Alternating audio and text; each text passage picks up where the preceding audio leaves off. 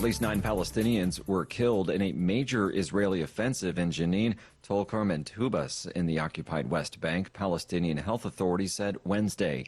Fiona Jones from Reuters has more.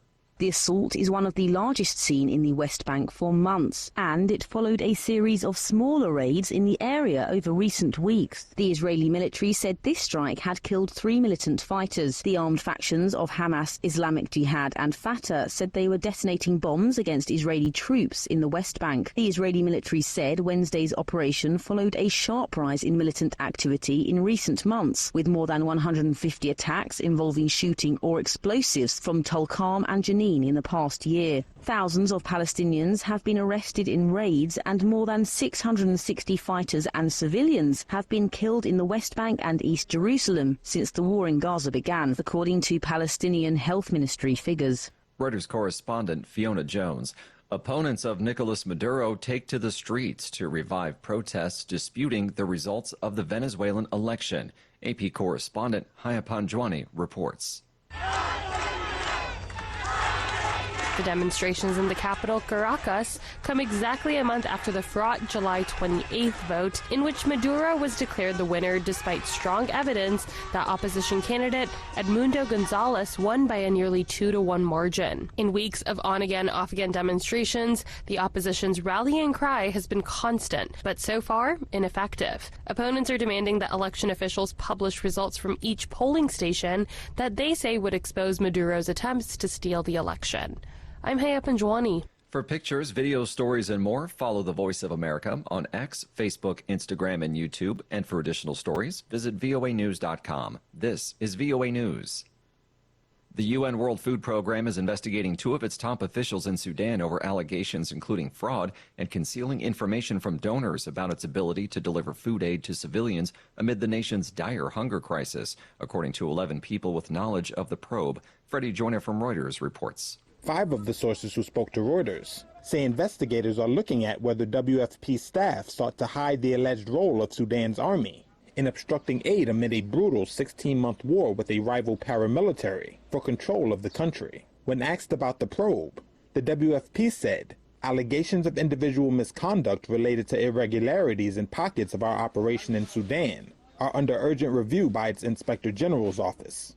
Meanwhile, the U.S. government's aid agency, USAID, the single largest donor to the WFP, said the allegations were deeply concerning and must be thoroughly investigated. Battling severe hunger on many fronts, the World Food Program is currently seeking close to $23 billion in funding to feed millions of people. Freddie Joyner from Reuters. French prosecutors say a 33-year-old man accused in an arson attack on a synagogue last weekend said he wanted to defend Palestinians and change Israel's policy in Gaza. A police officer was injured after the suspect set multiple fires around the Beth Yaakov synagogue Saturday in the Mediterranean resort town of Le Grand Mont. France's National Counterterrorism Prosecutor's Office says the suspect was handed preliminary terrorism charges Wednesday, along with 2 other people suspected of helping him. Donald Trump has been reposting conspiracy theories and other posts on his social media platform after special counsel Jack Smith filed a new indictment against him over the bid to undo the 2020 election. AP Washington correspondent Sagar Meghani reports. They include posts calling for trying or jailing Smith and House lawmakers who investigated the Capitol riot, and posts with images referencing the QAnon conspiracy theory. Trump also reposted a doctored image made to look like President Biden, Vice President Harris, Hillary Clinton, and others were in prison jumpsuits. He's railed recently at campaign managers, urging him to focus on policy messages rather than personal attacks, and seemed to overrule the advice last week during a rally. Do I still have to stick to policy? Sagar Meghani, Sir, Washington. You must stick to policy. You'll win it on the border. You'll win it with inflation. A jury in Nevada has found a Democratic former Las Vegas area politician guilty of murder in the killing of an investigative journalist who wrote articles critical of his conduct in elected office. A penalty phase now begins to decide if Robert Tellis faces life in prison. He's been in jail since his arrest several days after Las Vegas Review-Journal reporter Jeff German was found dead outside his home in September 2022.